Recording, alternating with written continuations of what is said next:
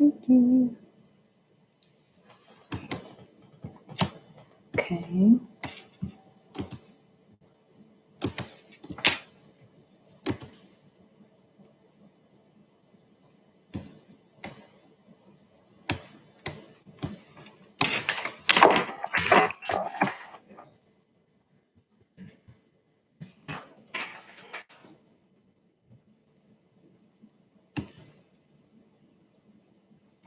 All right.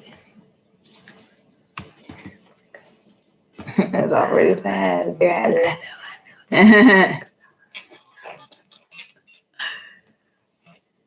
Okay. All right. Hello, everybody. Hello. Oh, I didn't do Instagram.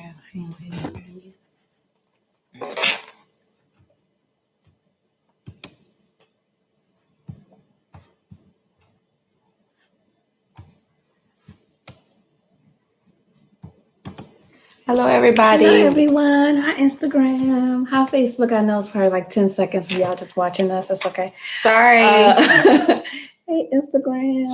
Hey, YouTube.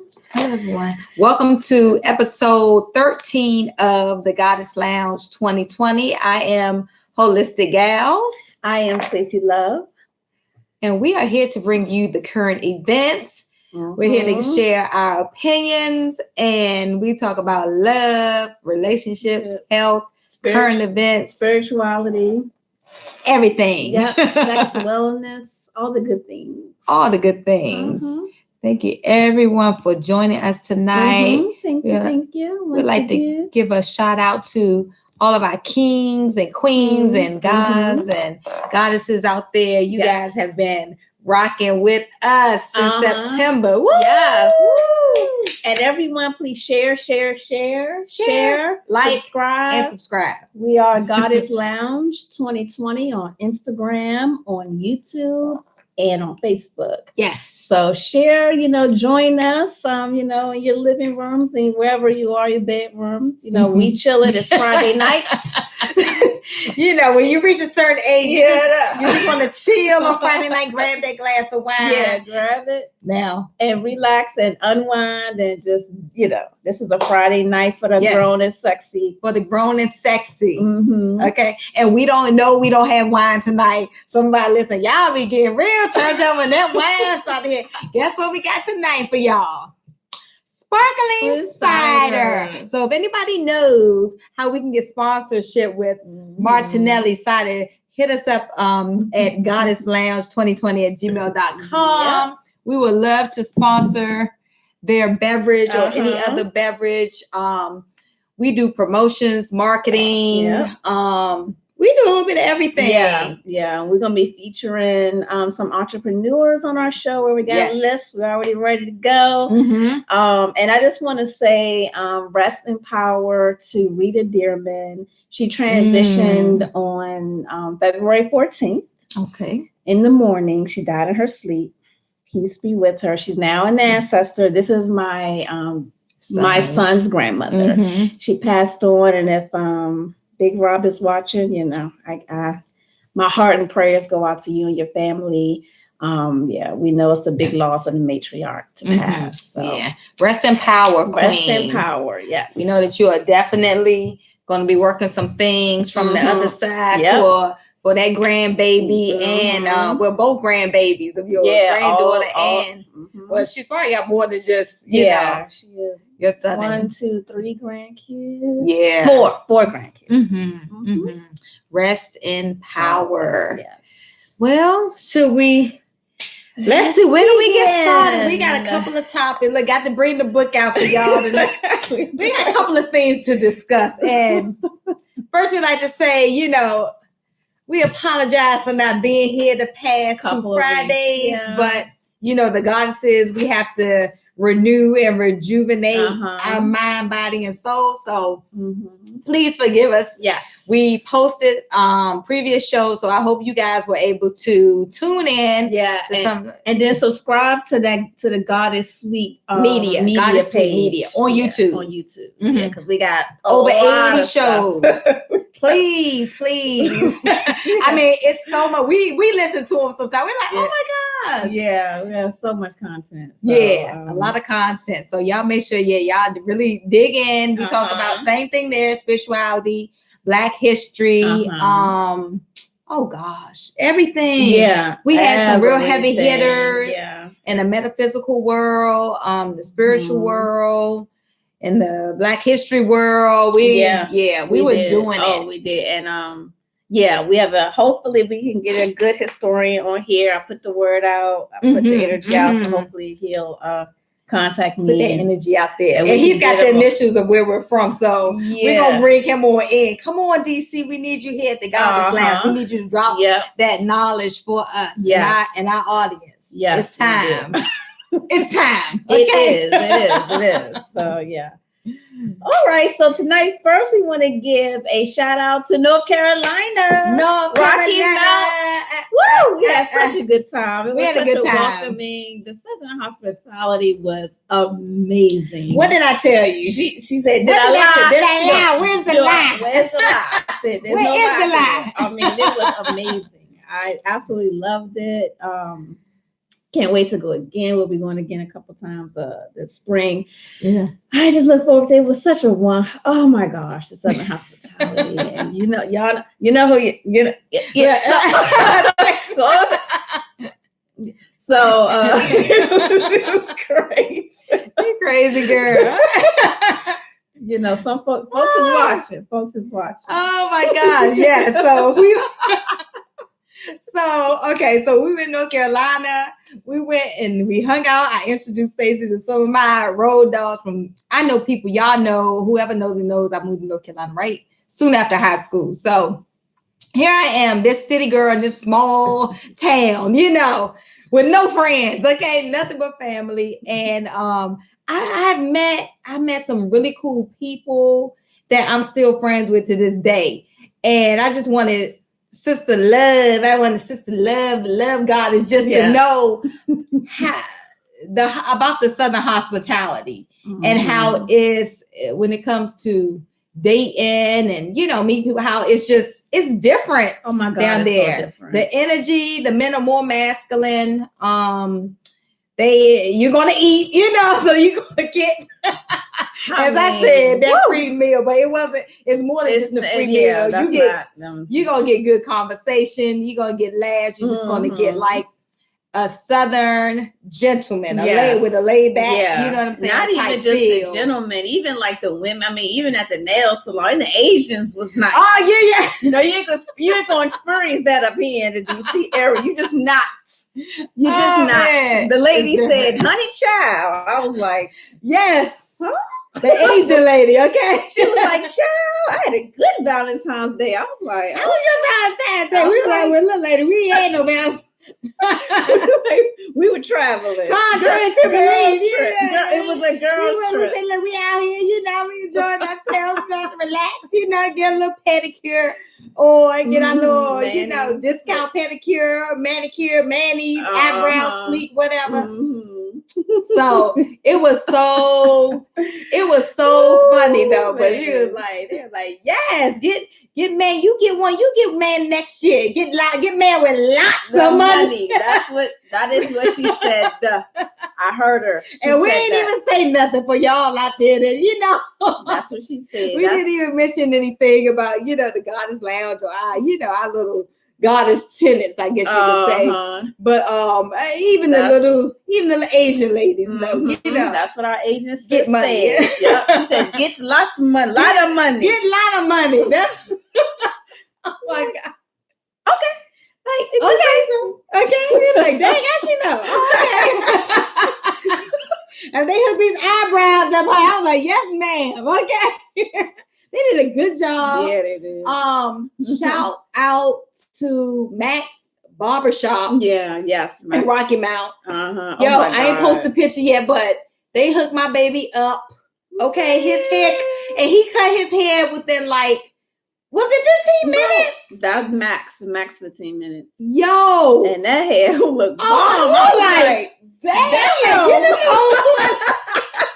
Was that number 20 to give me? I was like, yes. Yeah. Shout out. I can't even remember the brother's name. I just know he went to school with my younger sister. I just shout out. Yeah. Shout out. Okay. Man, that joke he cut so the good. hell out of his head. Like, I know. Are you sure he's from DC? You're right. Right. We were like, dang. And his partner that was at the barbershop was like, yeah, you gonna be driving all the way back down here just to get a haircut. I was like, man, but he did refer us to one of his cousins that has a barbershop here. So yeah, I may have to hit him up, take him there. But he definitely did an amazing job with his haircut. Got to spend time with family, visit my mom, saw my granddad. Yeah, shout out to Hope's granddad. Woo-woo, shout out granddad. He welcomed me in the family, said, well, now you got a granddad. Yes, he is so sweet. And granddaddy said he be listening, he be in the bed, we put him to sleep. So he said he listens to us when he's in the bed or sleep. And he was dropping him. I don't understand how these men have these kids with no job. Granddaddy I just don't understand. Yeah, and now y'all know where I get it from. Granddaddy was a real provider. Let me tell you something. He is 82. My granddad is about to be 83 years old. And the man still wants to work. Okay? Yeah, he does. He does. He was from Virginia. He goes back and forth. He's like, I got clientele up there from when I was cutting hair. Everybody asking me. But you got it. It doesn't matter what age you are. You should still have that drive. Yeah. And I feel like that's what keeps you going. I think, working or, just being active. And he's active. They went to a little Valentine's Day dance. They look so, him and his wife, Grandma Lydia. Hey, Grandma Lydia. They look so cute. So they still, they're keeping the relationship fresh. Yep. They're newlyweds, less than a year of being married. So it's definitely inspiration for us. But granddaddy was dropping that knowledge. He was like, men need to work. Yep. They need to take care of their families. Take care of their kids. Take care of your kids. I don't get it. He was like, I don't understand. Like, we don't get it either. He was speechless. Okay, we don't get it either. We can't. We said we trying to figure it out too, granddad. You sitting here trying to work, and you got the ones that ain't trying to work. Okay, but we'll talk about that later in the Ninjas is Winning news. Oh my gosh, that'll be some people don't like the N word, but we really be saying niggas is winning. But we're gonna say ninjas is winning. So we respect our kings. Because we respect our kings. We respect our elders that they be listening, but y'all know they be winning. It's their season. Okay, gosh. So. Without further ado, okay, we talked about Southern hospitality, got that off the list. Let's see. Current events. All right, let me take a sip of the apple cider on this one. Let me take a sip. Man.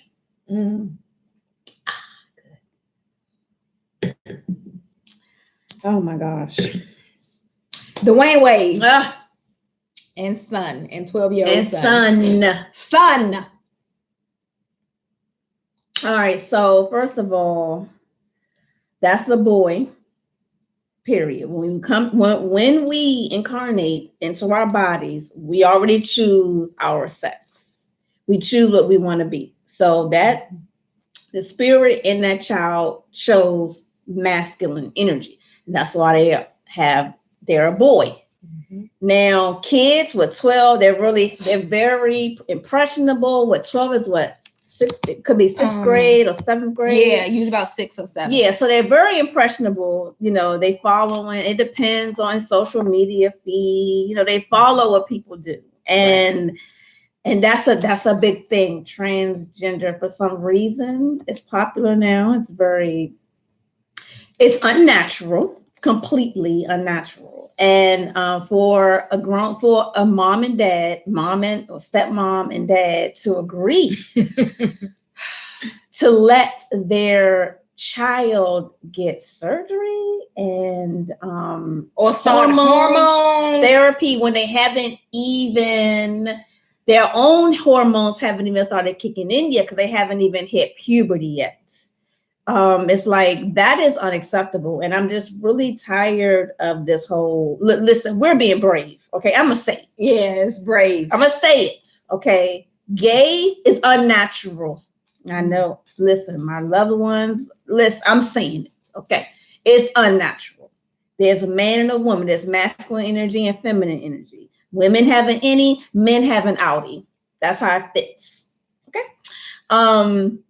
Men should not be having sex to men because the anus, and I'm getting a little bit technical, but it's still medical. The anus is not created, it's not designed. The muscles of the anus are not designed for something to go in it. They're only designed to push. Okay. So, and men that do that, and over time they have to wear a diaper because their muscles have lats. And we were talking to Miss Hope's mom was talking about when those men would get in her Uber, how she could smell them because they smelled like poo from taking it up the anus. And you're not supposed to do that. It's not meant for that. It is unnatural. If a man okay, it's unnatural. I'm not going too deep into the sex of it. And then women, gay women, and yes, I have some family members. Anyway, they always buy those dildos and have sex with each other with dildos. Why do that? Do it a man. Just get a man, sis. Just get a man. Because I have a friendship with my homegirl. You really close to your homie, y'all real close, okay, but you can't procreate with a woman. A man can't procreate with a man. That is a form. This agenda, this homosexual, transgender, ABCDEFG alphabet people, oh Lord, the alphabet crew, and they are bullies. The alphabet crew, this is all an agenda this is like, what was I telling my friend? I said it is population control. Because if I'm with her and you with him, we can't have kids. We can't procreate.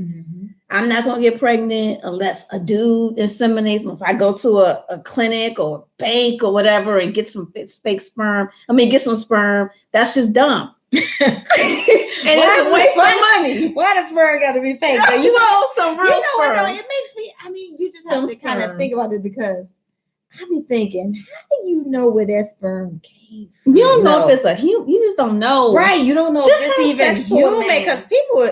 Stuff is crazy. And sex to a man.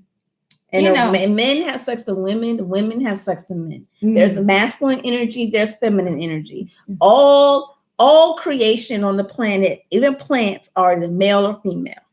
Period. There's a masculine and there's yin and yang. You gotta be yin and yang. If you come through, and I think it was brother Aline Bay. Dr. Aline Bay, he was talking about, I saw one of his lectures talking about homosexuality and was saying it's a hormone imbalance. It's a hormone and spiritual imbalance. And he was saying that him and his wife, they could counsel and work with someone having that issue. Because if you, first of all, this is what we think on the spirituality, is that we incarnate. Everyone is here we come here, we've been here more than one time. It's incarnation. So when you choose, and your spirit already chooses its proper, what is going to be and which body it's going to go into. When your spirit chooses to incarnate as a man, you're a man. And there is pride, there's a job and a duty with manhood. And so your spirit chose that duty. And for you to let society to change that and to make you feel differently about what you chose is not right. And for a parent to not to allow that. And we're supposed to be here to guide our children. Children, they make, we're supposed to teach them. They may come to you and say, well, mom, I'm blah, blah, blah. Maybe he just identifies more with little girls. Maybe he wants, and that's fine.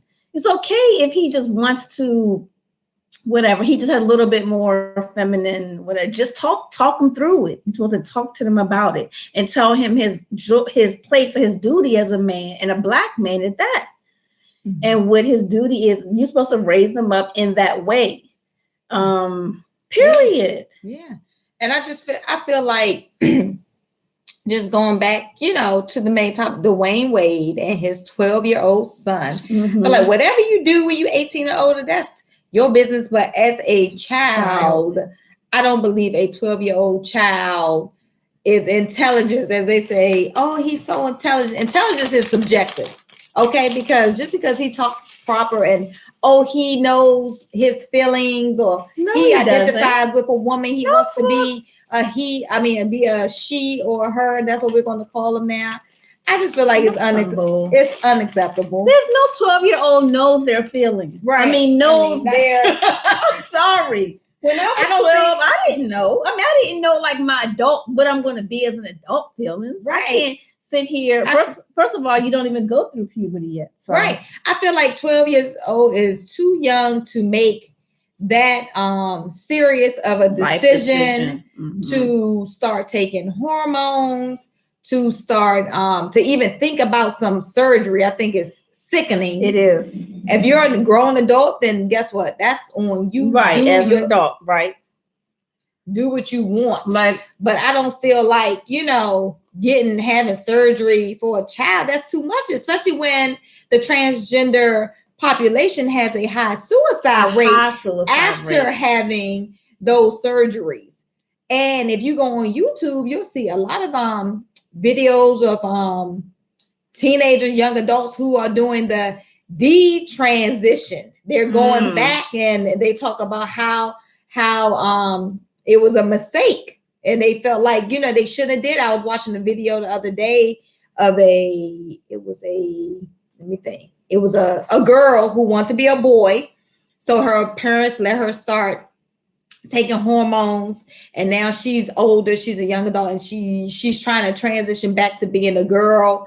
And the hormones have jacked her up, the testosterone. Her voice is deep like a man. And it's like some of these things, you may not be able to undo. As specifically surgery, you cannot undo that. That is so permanent. And I think you need to, yes, you're not going to mistreat or, abuse your child or whatever because they have these feelings or whatever. But I think it needs to be some heavy guidance, some heavy counseling going on, and just kind of looking at the environment your child is in. I mean, in that celebrity circle anyway, it's very strange. Y'all already know it's a bunch of wacky stuff going on with those. But so like my son wanted to get a tattoo. You know what I said to him? Wait till you're 18. Yeah, but I can get one by law. 16, I don't care. Wait till you 18 before you get that. As long as you is my child, that's my body. And no. When that's the same thing he should have said to his son. Wait till you 18, son. When you grown and you living on your own and you want to pay for that surgery and this and that, then you do that. Yep.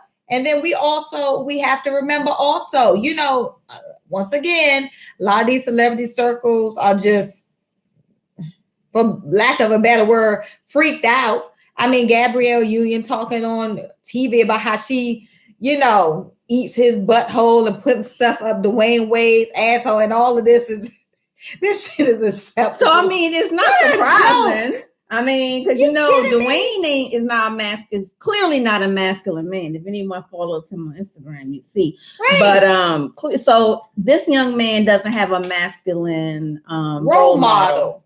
Clearly, he doesn't have any masculine energy around him, role model to really raise him up properly. Right. Because even if Gabrielle, you and Dwayne, what y'all do, that's your private. Why would you tell the world that type of stuff? Yeah, we don't. I mean, it just kind of seems like that's some type of agenda. Yeah, I mean, it is. Yep. If y'all come on, y'all, we got to stay woke. Yeah, please see the agenda for what it is. Right. I mean, see it. It's right there in front of you. Your personal views about the people. He's my favorite basketball star. She my favorite actress. Get off the surface and dig deeper into what's going on. Now, we were listening to Brother Polite earlier, and he was saying how, all these media outlets, and we know who owns the media outlets, how they're all rushing and they got Dwayne Wade on all the shows. But yet when he took a stand for Trayvon Martin and put on that hoodie, who was trying to interview him? Nobody. Mm-hmm. Come on, y'all. Come on. Stay woke. Yeah. Oh my gosh. It's an agenda. And you can believe it or not believe it. Yeah. You cannot deny nature. No, you can't. Nature is nature. And that's why when those people, when they are that way, do they want to kill themselves? Because they're going against nature. Yep. You can't go against nature. Mm-mm.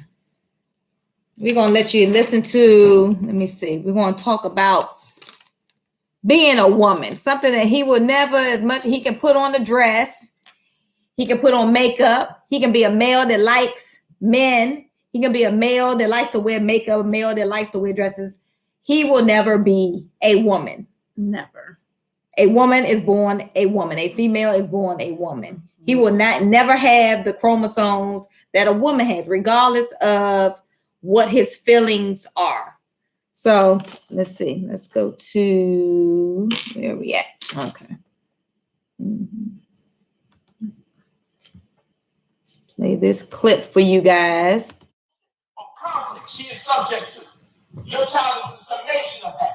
That means your grandmother at one point had 3 generations in her. Your grandmother had her daughter in there, and her daughter had you in there. There's at least 3 generations. All of them when you look at your grandmother. As a young black boy, you will never be able to say, you cannot play the team, you cannot deny nature. It's just not true. That's a fact. Women have 2 X chromosomes. The X chromosome is 2.8% more genetic material than that of the man's Y chromosome. You will never have that. That's an absolute fact. A woman has to go through a gestational process. Gestation, the animation of a child that comprises of hormones. As a man, you will never have this is dependent on a woman. We got places and benefits from our ability to discern and make rational decisions, no matter how people say what we're doing, the emotion. We got cognitive abilities from a woman. That's why I really want to die with that responsibility. That is responsibility. No matter what you feel like a woman, you can feel like a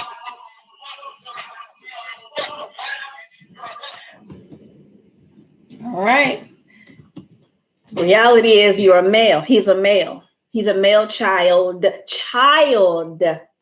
man child is what he is. Mm-hmm. And no matter what, I mean, women, we have look, if you're born with fallopian tubes and ovaries, you're a woman. If you're born with testes and a penis, you're a man. Period.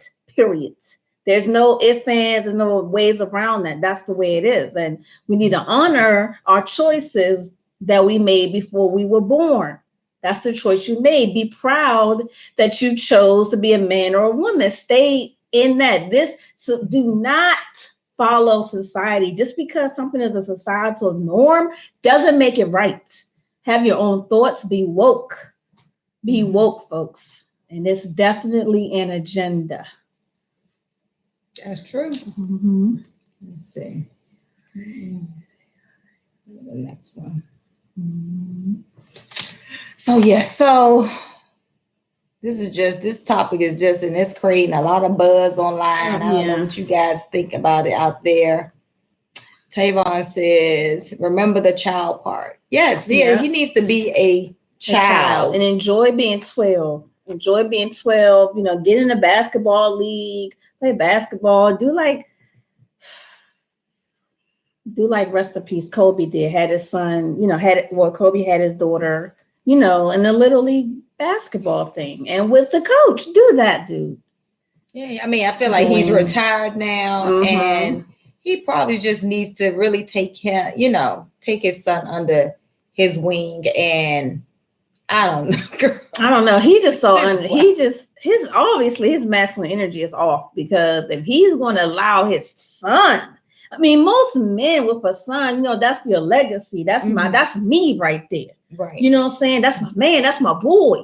Mm-hmm. I mean, that's what most masculine men, how they treasure their son. Everyone wants a son. Everyone wants the firstborn to be a son, because he wants to live on your legacy. Mm-hmm. What? What? It just don't make no sense. Yeah. Their world is just so off. It's too much. I just feel like it's just too much of a permanent decision as a 12-year-old. And I feel like, let your child be a child. Them taking him to the LGBTQ parade last year, I'm just like, come on. Even if your child is feeling like that, I feel like it's too adult for a child to go there. I mean, you know, the men be half naked, you know, men and women or what. I just feel like, let him be a child. Put him around children. Let you have enough money to expose him to million of other things, you know. Yeah. I mean, now there was a young man in my neighborhood who I've known since he was 6, and he was feminine at that time. Once he went through puberty, once his testosterone kicked in, he switched. He started liking girls. He had a lot of girls, a lot of girlfriends. Him and my son were best friends, because I could see the masculine energy in him. I saw the change. I saw when he switched, right? So he was hanging, you know, him and my son hanging, but he he wasn't really into football like my son was, but they was into like dating girls and taking girls out and stuff like that. But eventually, when he went to high school, he switched back to liking. I don't know. He went back to being feminine when he went to high school. So like when he was like 16 or 17, he went back to being feminine. So see, that is what children go through. They're going through a back and forth. He's trying to figure out where he want to be. And so he was feminine as a little boy. When he was a teenager and hit puberty, like middle school time, from that 12 to 15, 14 is when his masculine energy kicked in, and he liked girls. And then at some point when he went to high school, he was on a dance team. He was spending more time with more girls. Things switched. It switched back. So and he's still maybe 17 now. So you don't know. But to have surgery, like if he was a little kid, like 11, and his mom went and started having surgery, and then he was 13 and liking girls, he would have been messed up. Yeah. You have to let children go through their growing pains. Let them grow up. Right. So you have to. You have to give them time. I really feel like you have to give them time to be able to no, we don't have a call-in number. And we're on Facebook. Our Facebook Live is on the computer, so it doesn't let us take people on. Let me see. Unless you want to do YouTube. No, not YouTube. YouTube don't let you bring people on. Well, no. Instagram do. He can come on my Instagram page. Tavon, if you follow us on Instagram, you can come on. I'm on I Am That Goddess, and you are a lovely goddess. Oh, I'm on Goddess Lounge 2020. Oh, Goddess, come on Goddess Lounge 2020. And then we can bring you on. Yeah. But yeah, it's just a lot. And I think like another thing I know Brother Polite was saying, he was like, does this young man, does he even know about, the powerful things that Black men have done? I mean, you just wonder about the exposure, to, Black history other than Martin Luther King or, Malcolm X, the ones that we know. You have to make sure that your child is thoroughly educated on not only themselves, feminine energy, masculine energy, but, their culture, their history. Yeah. And it's like, if they choose as an adult to be that way, be that way. Yeah.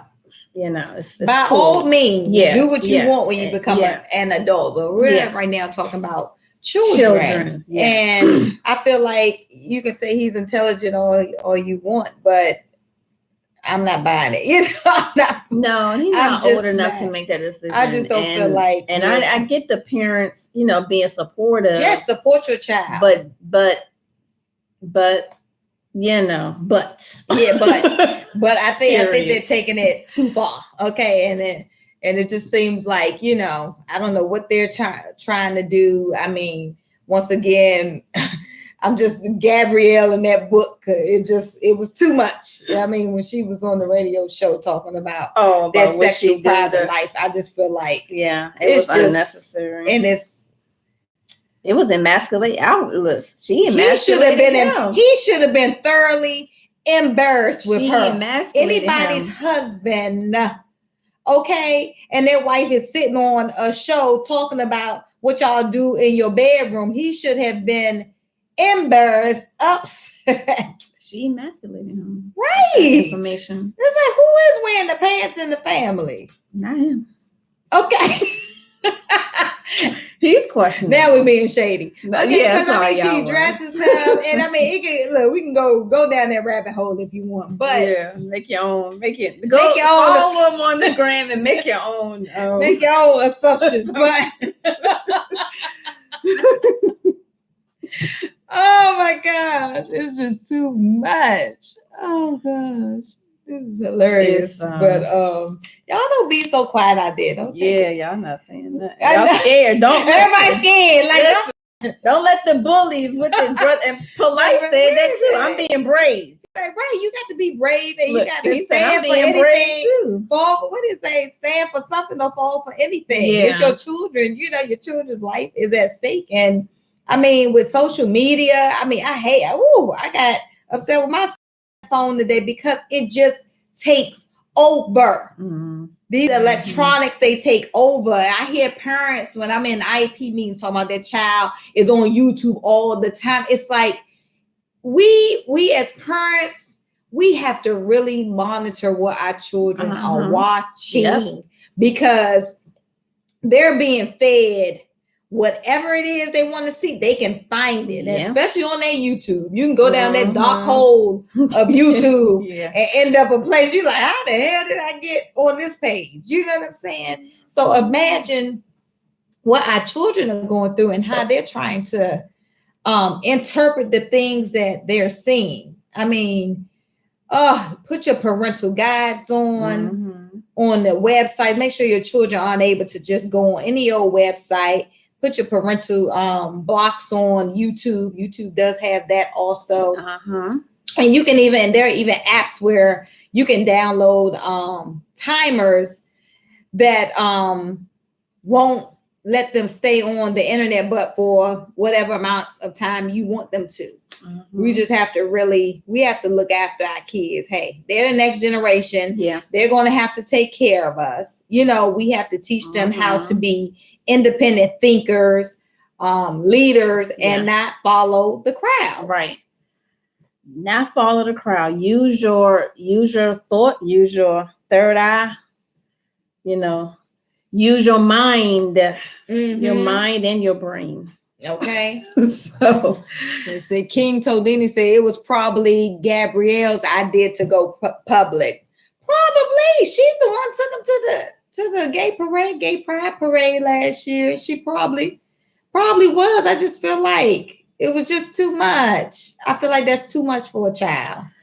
You can support your child, but you don't have to expose them to certain stuff. It's like what keep some stuff, private within within your own household. Some stuff is for adults. Right. Basically, some stuff is adult content. Thank you. Everything is not for children. What people do in their bedroom is their personal private business. That's your business. I don't want to know about it. I don't need to have a whole parade because you want to be in your bedroom. Never mind. Stop. I don't want to lose any competence or followers. Yeah, but just whatever you do in your own, in the privacy of your own home, that's your business. In your bedroom is your business. Yeah. We don't, nobody needs to know that. I feel like, just do, And nobody should, of course, nobody should be treated differently because of their, sexual preference. But I just believe when it comes to sex, that's your business. That's your business. Do what you do, but nothing should be, you shouldn't force any of your beliefs onto anybody else. Everybody has their own mind and thoughts or whatever, You're an adult, do what it do you. I don't care. Tavon, we do read the comments live if you wanted to if you want to add something to the conversation, we do read comments live. Yeah. Did it come on? Let us know what your name is on Instagram, Tavon, so we can bring you on. But yeah, it's wild. It's wild. Arlene's laughing at us. Y'all don't take this life so seriously. Please don't. Yeah. It was a current event. It's a current event. A lot of people. We give out this our platform, and we give out our opinion. Our platform. A lot of people were like, I feel very strongly about it. Yeah, so we do too. We're Black women, and we know what it is to be Black women. And a Black man will never be young men at that. We're raising men. A Black male will never be a Black woman, no matter how you feel. You won't be. Never. That's what you won't be. You won't. You don't have 3 generations inside your womb. Yeah. Okay. But you won't do. You don't know about the Black woman plight. And we can tell you about that. We can't tell you about the Black man plight. Yeah. We're not Black men. Right. So it's that we can't tell you. We can tell you from other people's experience and being a Black man, but we can't tell you what to, or how to feel or whatever. But he's a male, that wants to be called she, and I just don't know. Well, the young man I was talking about, I kind of see him as a son because I've known him for so long, and he doesn't do all of that. Sometimes I believe it's a little extra because sometimes, and look, I don't care what people do in the privacy of their own home, out in public or whatever, but sometimes, the transgender, you overdo it. Women don't overdo it. I feel like sometimes it's just overdone. Yeah. Sometimes the drag queens and they overcompensate. Yeah, you don't have to do all that. Being a woman, you're naturally a woman. Mm-hmm. You don't have to go overboard, and we can go down that hole of with the drag queen makeup, and when the butt injections that started with the drag queens, and now you have women that want to be drag queens. You are a queen. You're not a damn drag queen. Yeah. Let me take a sip of apple cider. I'm getting triggered. I can't. Look, well, it's too much. It's too much because I feel like people let social media, people let society determine how they act, feel, and think. Mm-hmm. And I feel like it's a lot of lacking of independent thinking these days. Mm-hmm. Everybody people want to look the makeup. Yes, I love makeup. We love makeup, but we're not going to overdo it. Right. You know what I'm saying? You got the bat wing the eyelashes that look like, the women about to fly away. You got the makeup. You could take a card and you could scrape, you know what I'm saying? Scrape that makeup off of their face. We're going to have a generation of badly built bodies of women because of the butt injections. It's a whole generation of women that are sick, are physically sick because they were injecting silicone, gasoline, who the hell knows, crazy glue in the ass, crazy glue. They were injecting these women with silicone and then using crazy glue to close up the holes. What? Yes. That's why we're just like, it's ridiculous. It's ridiculous, Mama.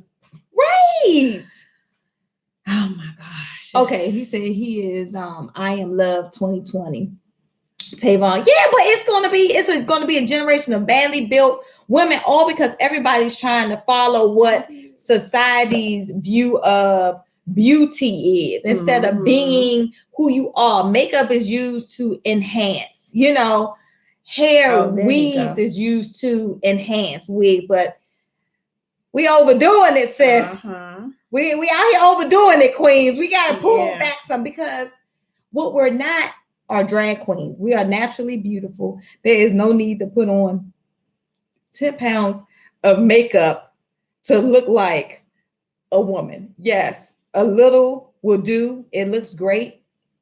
Enhances your birthday, your wedding, go all out. But every day, I just feel like it's just too much. It's too much. And we as a society, we gotta do better. Yeah. We have definitely got to do better because you see these little kids. I mean, and I work in the school system. I see these little kids and they're cute and they're all dressed up, but they have nothing up here. And they're just smiling all day. Don't want to feed themselves, don't want to use the potty. But and it's just like we're missing the values.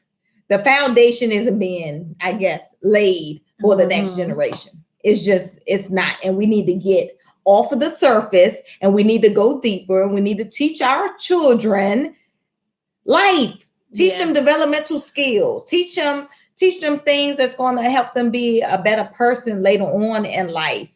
Not just looking good. Yes, cute. Oh, you're so cute. Yeah. But it goes deeper than that. Mm-hmm. Lynn said, y'all are funny. We try to be.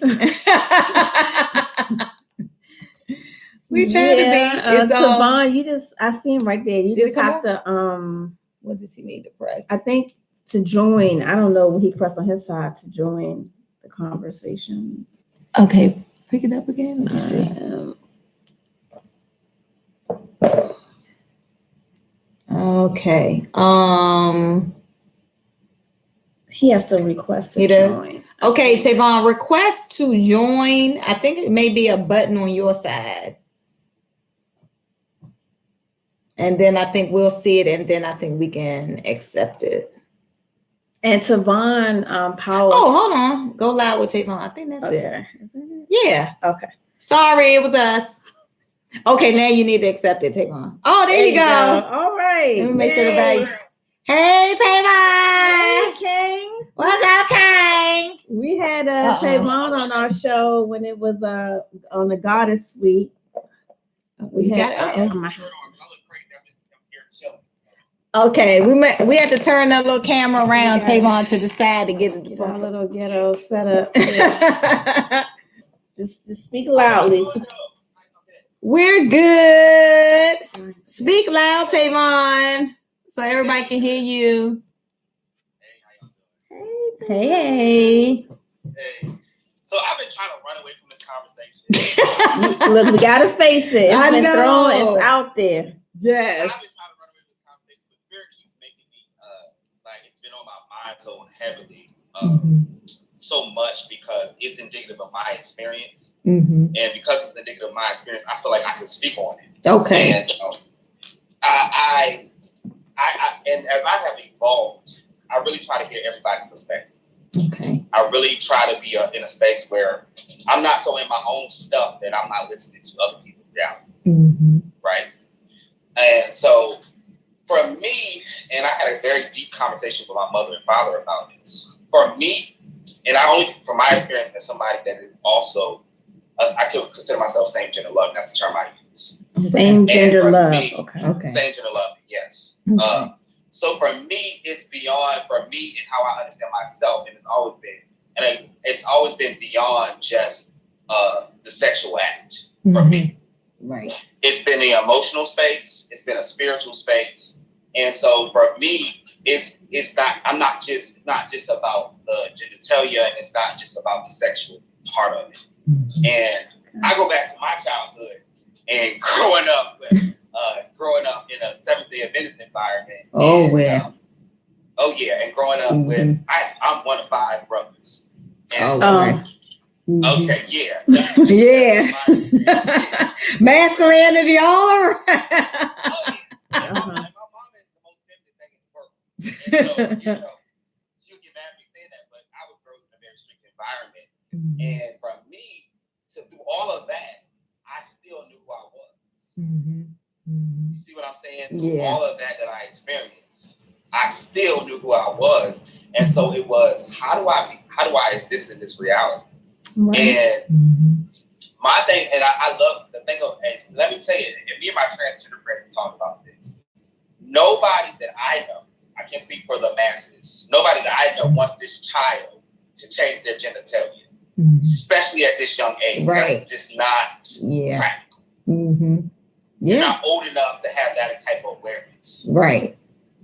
So nobody in my circle, I had intense conversations. I really didn't want to talk about this publicly, but I'm talking to my transgender friends, they consider themselves transgenders, and we are all on one accord.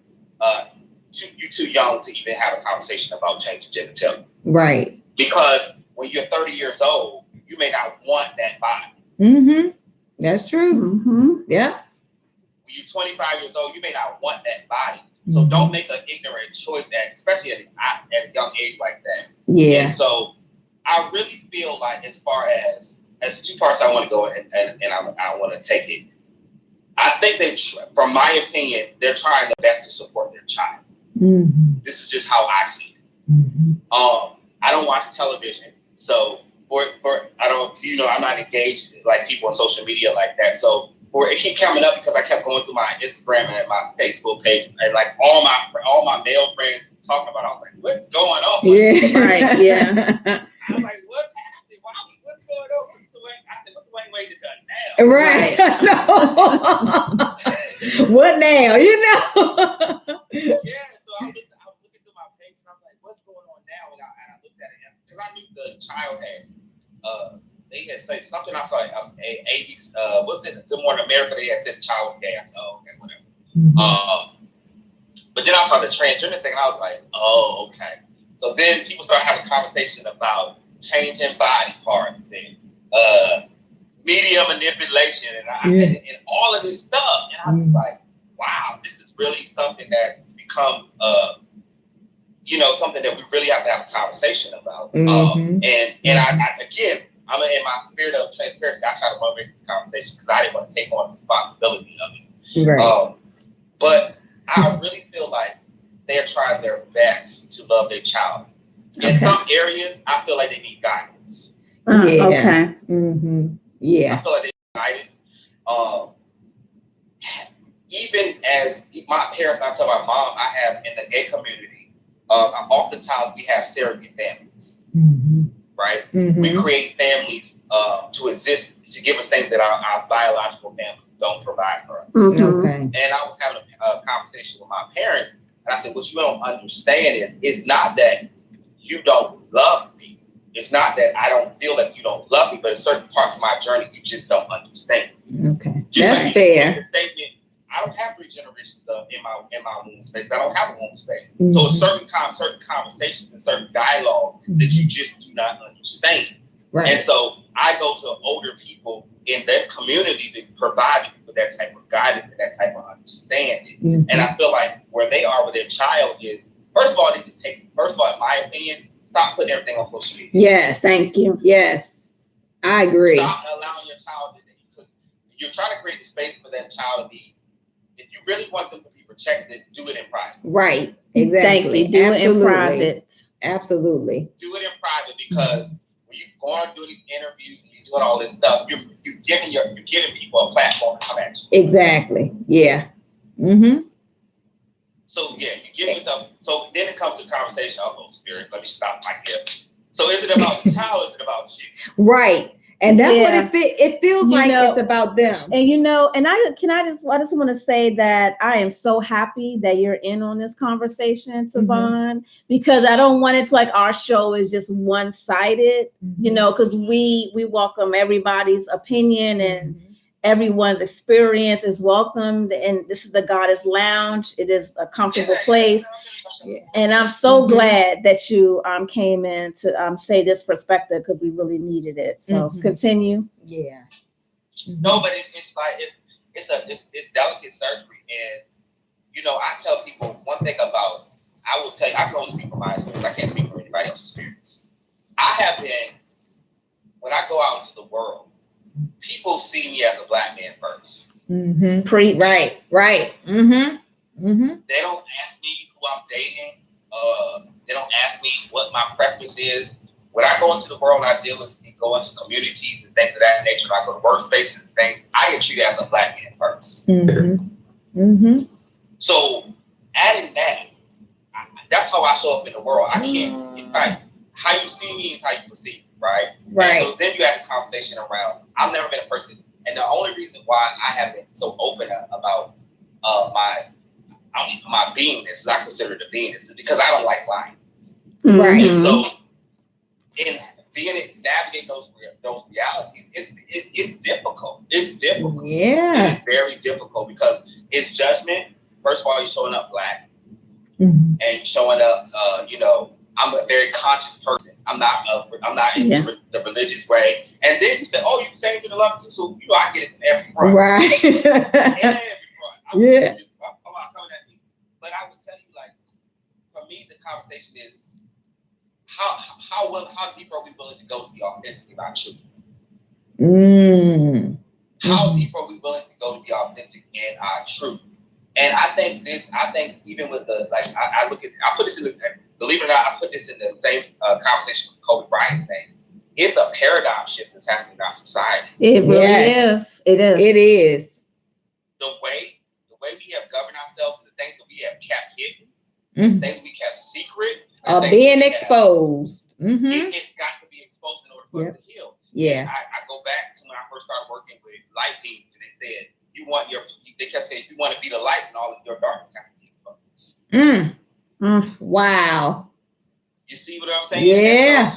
So the Harvey Weinsteins and the Oprah Winfrey, yes, the Bill Clinton's and the Kobe Bryant, that's right. All of the sexual assault and abuse, all of these things have been happening forever. Right, but swept under the rug. Yep. Yes, and so it's being exposed. And so what we get an opportunity when it's exposed, do we get to be more loving or we get to be more hateful? What do we get to be? Right. That's true. And here's the thing: you can love somebody and not love everything about them. Right. And that's the thing about it. Like, and if you're honest with yourself, and I tell people all the time, if you're honest with yourself, there's aspects of you that you don't like. That's true. You get what I'm saying? Yeah. One thing I will say, like, I want people to understand in terms of it, and I say child, because just child. I don't care. I don't get caught up in all that. Yeah. That child is a child. True. It's a child. Don't put your adult understanding on a child. Say it again. Say it again. Come through, brother. Don't put your adult understanding on a child. Don't make that child a poster child. And I do that again. The parents take that shit off social media. So they're like curse. You're well. We do a little cussing up here too. Yeah. But yeah, they need to. Don't put your adult understanding on a child. You're going on a world tour spreading your child's business. It's not cool. I don't care. Oh, he's mature. He's a child at the end of the day. He's a child at heart. I mean, they might as well. They're on all Dwayne Wade's on all the media outlets talking about this. It's too much. And that's when, and you know how the media does. And you end up manipulating that information and using it against them somehow. Yeah. You have to protect your child at all costs. Absolutely. I can't say that on camera. Why? You can say whatever you want. We get to the nitty gritty. And I had already said that earlier. We said that, Tavon. We said that. He with y'all. Look, we on the like, he ain't all the way. Because when I'm sorry. Look, Tavon, when Gabrielle was on that radio show and she started talking about how she eat his ass and put stuff, and I'm just like, what? No, I can't believe she did. I can't believe she told that to the world. I like, she the man, you know. She was sitting there like she was sitting with some old football buddies telling this bedroom stories. I was just like, what? Oh my God. Family, family. I look at Dwayne Wade always inside out. Yeah. Right. I'm so here for it. I'm so here for it. I'm so in love with this whole interview. Oh my gosh, it's too funny. You know, it's a good conversation, but it's you know, and I'm gonna share my perspective. I have had so many experiences with people. People don't know I was in the military for a long time. Oh yeah, I was serving the Army for 8 years, active duty and reserves. Oh wow. And just being in my life, and I've had so many people come to me and say, "Oh, you changed my perspective of this and that, or you changed how I perceive." Oh my God, when I was in the Army, I've always been, like I said, I always tried my best to be authentic. And I remember when I was in Ranger School in the Army. If anybody know about the Army, Ranger School is like one of the top-notch schools you go to. Oh yeah, Ranger, yeah. Yeah. And so all the men were on one side of the room, and it was just me. Wow. So they saw me, because I was myself, and so they all separated themselves on one side of the room. I mean, they did everything possible to make me fail. I mean, everything. I mean, threw everything at me possible to make me just quit, because this is like, you don't supposed to be here. But I never forget, and I quit because I was like, yeah, this ain't for me. But I would never forget this one of my friends, one of you guys came to me and said, you have changed my entire perspective of what I think about gay people. Tavon, it's about the end, but we're gonna bring you right back on because it's been on for an hour. Okay, so share that one. Hold on, guys. Oh.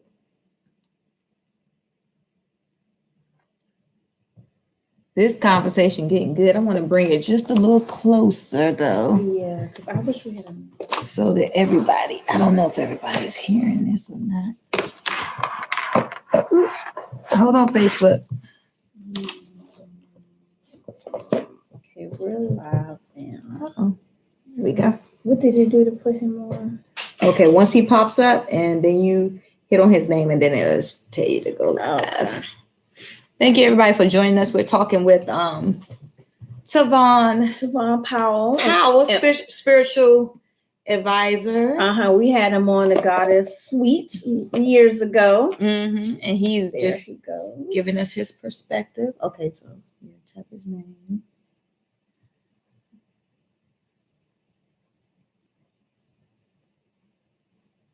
Hold on.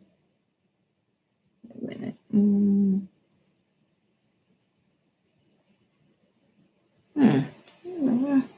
Hold on, guys. Okay, let's see. View. Okay, here we go. View. Go live. Okay. All right. Hey, what's going on? Hey, there you go. Right, back. Yeah. So I was, I had so many people, like when I was in my military experience, and they came to me and said, you have changed my perspective. And it wasn't like you said, I wasn't trying to be nothing but myself. And in your authentic and being yourself, you help people understand. You see what I'm saying? Like, what people fail to realize, and I'm gonna say this, and I mean every word I say, when a person, and outside of let's have this conversation. We gotta talk about it. I never was sexually assaulted. Okay. My parents were very strict about stuff like that. Okay. Nobody violated me physically. Okay? So when I'm engaging in sexuality and I'm engaged in a relationship, it's based upon where I feel in my heart and my soul. There's a difference. Okay. I'm not coming from that pain. I have pain because of judgment and ridicule. But as far as being sexually assaulted, I was never sexually assaulted. Okay. Okay. Nobody took my man, and nobody forced me to. Anything I did because Tavon wanted to do. Right. So I don't have that identity where I was raped or abused or my parents would slit somebody's throat. So I come from a different reality. So but I'm saying when you come from you being authentically who you are, you change the conversation. Now again, I get as I mature, I understand everybody's perspective. I'm not saying that you got to throw. I don't have to throw a rainbow. You don't see no rainbow flags on my page. I don't got to put all of that stuff in the side of who I am. And I understand I live in multiple communities. Right. And for me, I can only speak for me. for me, being black comes first. That's just for me. Mm-hmm. Everybody don't see it like that. And for me, I feel like the larger issue that I have is more important for me to support the black community, supposedly the gay community, over the gay community. And I don't even make the fight, but I'm just saying because, can I go there, Spirit? If I really would tell the truth about the gay community, if I was to be completely honest, I have experienced more prejudice in the gay community than I have in the regular community. Really? Prejudice, race? Yes, absolutely. Wow. Okay. That's an interesting perspective. No, because I don't date white men. I don't support their agendas. And I'm very conscious of who I am, and that they have no place for me. You're not gonna use my body as a tool. There you go. You're not using my body as a tool. You're not gonna disenfranchise me. I'm coming with my hair the way it is and things of that nature. I don't support none of that. I love people. Now I love every human being. I love all human beings. But I have experienced more vitriol in my own community. I remember one time I was in DC, and I had went out to a bar, and this person had worked for one of the congresswomen, and he was a very rich person. I'm not going to name the person, but he said to me, "You scare me." And I said, "Why?" He said, "Because you are clear of who you are." Wow. And he made a reference, and at the time it was at the time when he made Beyonce as shit, he made a reference to me as Beyonce and Kanye West. And what he said to me, this is a white gay man that worked for a Republican senator that's very popular. Is he openly gay, Tavon, or was he? Absolutely no. Oh, okay. There's no openly gay politician. Right. And he said, and look how the paradigm shift. At the time, Kanye West was the one person he said, Kanye West scares us. And he said, you are Kanye West. He said, we like Beyonce because we can control her. And so so these are the conversations that we even have in the gay community. Wow. You see what I'm saying? So it's don't think for 1 second, we don't deal with that reality because it's every white supremacy is everywhere. Right. Yeah, I believe it. It is everywhere, and to be woke, and when I say woke, to be aware of who you are. That's my definition of woke. Right. Self-aware. Yep. Yes. And to operate from that perspective, to be that in this society, you're always going against the grain. Right. You're always going against the grain, and I'm thankful that Spirit has allowed me to have these experiences where I'm able to go in multiple realities. Yeah. You can have a different viewpoint. Yeah. And I don't want. And the sad thing about it is, I was having a conversation with my friend.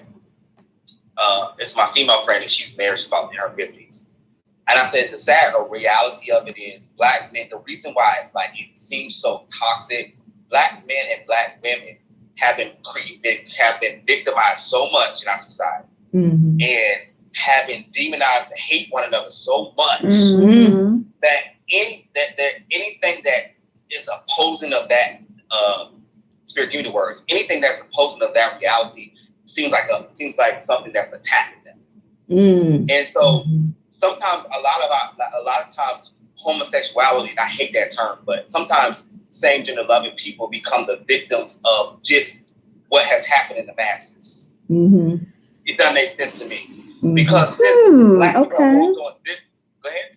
No, I was just thinking that's a different, refreshing perspective. So you're saying that since there's such a disparity between black men and black women and been so victimized that homosexuals or same sex love, they have been in their self-victimized as well, and looked at negatively based upon the fact that the big disparity between black men and black women. Absolutely. And I understand black men in this country have never been able to be fully who they are in their masculine energy. That's true. That's true. And so anything. So you and how it has been, like you said, the agenda and how it has been put out in the media. Hey girl, you understand? Yeah, girl. You know what I'm saying? Like all of that, which is fun, but it's not how you exist. Yeah. Right. Right? Like I love that. Like I'm in the club, yeah, I hate them. But in my reality, like I can't live like that. Right. Mm-hmm. And so, no, I'm not RuPaul. No, I'm not Andy Cohen. Like, no, I'm a clear thinking, conscious man. Right. Clear thinking, conscious man. Clear you see what I'm saying? And so it's that idea, and men, it's I can see it from both perspectives. Men are trying to define their masculinity in our society, which is constantly being torn down. And women are trying to, and the black men, I'm particularly talking about our race, black women are trying to find their balance. Okay. And black women have had to step so much of their masculine energy that thrown the whole equation off. Yes, and we done did several shows about that. We're trying to bring the women back to the feminine. We're trying to bring this femininity energy back out the again. rise of the feminine. Black women are stressed out, overworked, and dying at alarming rates. Yeah. From having all that masculine energy. And that breast cancer from not having no love, no self-love, no love from men. And Absolutely. So I understand the complexities of it, and sometimes, and that's why I said, like, I divorced myself from culture. I don't really watch TV.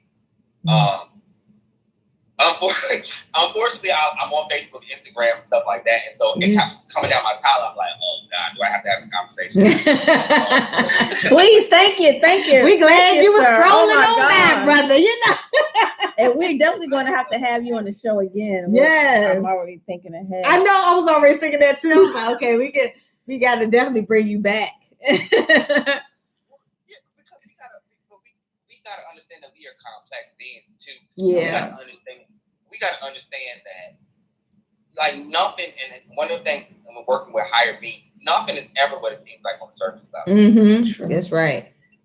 Nothing is ever what it seems like. It's always something bigger happening behind. Even like I think about Kobe Bryant death, and believe it, I cry like a baby. I'm gonna tell you, I cried like a baby when Kobe made his transition. I'm gonna tell you why. Sports was the only thing that I could relate to my family with. Okay. Me and my brothers can't talk about. They don't want to talk about who I'm dating or any of those type of things. They don't want to talk about my spirituality now because they're still Christian people. And we could always relate on the basketball. Yeah. And he was a monumental character for basketball. Yeah, and it was. It made me have a conversation with my brother that I did not want to have. Really? His transition. Absolutely. Okay. I told my brother everything that I experienced with him and what it was like growing up with my brother. And all my brothers are very like strong masculine men. But there was one in particular, like we had this just big beef with one another. And and that Kobe Bryant death made me have that conversation. And I was thinking about, I said, thank you, Spirit. Because even in this situation, healing is happening. So I want to put it back to this child, their parents. We can have intelligent conversation. Like you said, don't be afraid of what you think. Speak it. Right. Say what you got to say, but let's have a bigger and bolder conversation. What are we really imagining? What is the problem? Right. What is bothersome about this situation? What is it? And I want to say, y'all, I only can speak for my friends. I can only speak for my friends. But nobody wants them. And my friends that identify as trans, nobody wants this child to change their genitalia. Right. Believe it or not, a lot of trans people don't want to change their genitalia. Okay. Yeah. It's just so permanent. Surgery is just so permanent. You can't come back from that, Well, but first of all, you like you said, we chose the body though. Right. So it's not even really what the problem is around transgenderism and even the homosexual community. I'm gonna go into a deeper, but Spirit took me to my ayahuasca experience. Is we chose a path. I said we. that are those of us that are walking that path, that the energy that's within us is more dominant than our physical bodies. And so the healing and the alignment is I'm going to allow my energy, my spirit, and my truth to dominate. Okay? Changing my body, I can go there and get breasts as big as this building I'm in, and a butt as wide as counter. I will never be a physical woman. Right. Don't need to be, because that's not the path I chose. Right. But I can respect the feminine energy within me. Right. I can respect who I am in my heart. I can respect all of that. That's what the journey is about. But because our culture is so fixated on exterior, our culture is so fixated on what we see, people are trying to mimic the culture. Yeah, that's true. Can I throw this out to you, Savon? Yeah, go ahead. So what I was thinking is like, it seemed like the younger generations, and even some a little bit in our age range, is like when they came through, it's almost like they came through on a higher vibration. It seemed like the higher vibration is not so caught up in male and female. It's more of an energy thing. It's not necessarily a physical sex, 3D Male, sex thing. female. So it's almost like they're coming through, and then some even your age range have already been here on a higher vibration. And the higher vibration, because I mean, if you think about it, if there's a god or goddess, it wouldn't be male or female. It would be, there would not be as we see in this 3D world we live in, male or female, man or woman type of thing. It wouldn't be that if spirit. So it's almost, so do you agree with that? Oh, absolutely. But I totally agree with that, because when I leave the body, I'm loving life. And I believe in past lives, and I experienced past lives. I've had many incarnations. But once again, I want to accept some of this physicalness, because I am in a physical body. We still chose these bodies. True. Right. You see what I'm saying? We still chose these bodies. So we chose these bodies for a reason.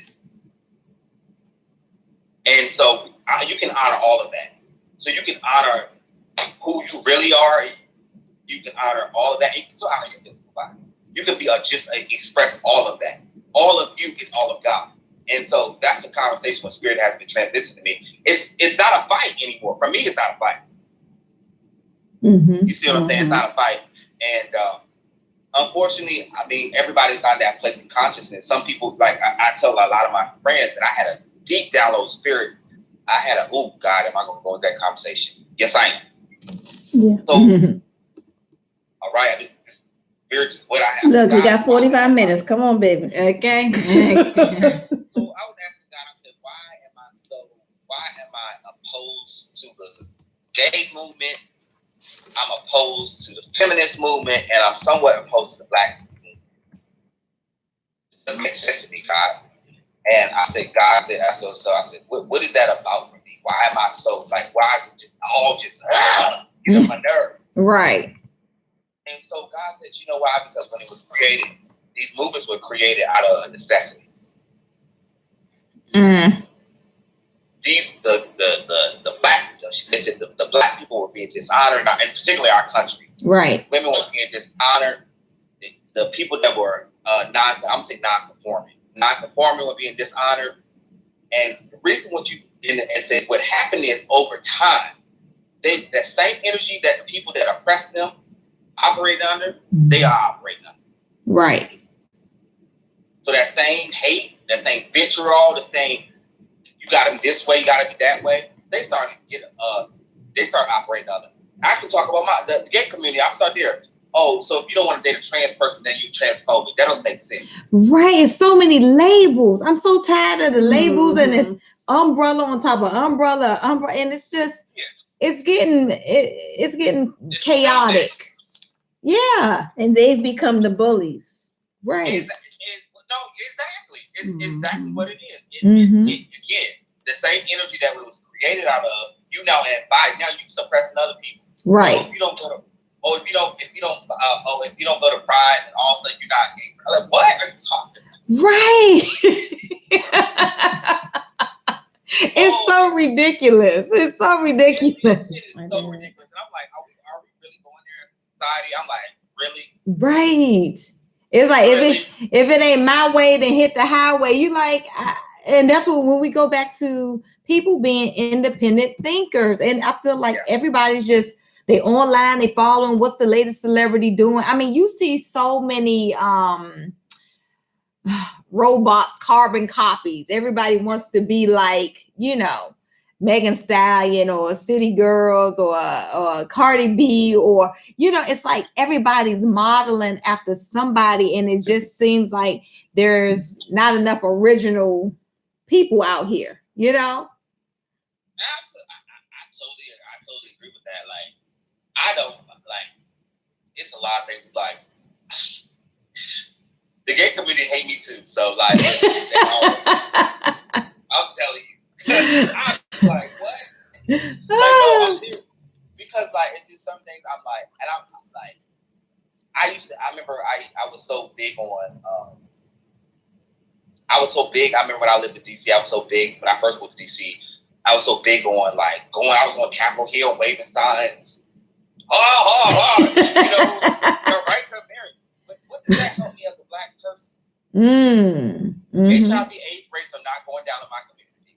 Right. We don't have the same access that y'all white men have. Right. You use us in order to get what y'all wanted, and y'all discarded us. So how did it serve?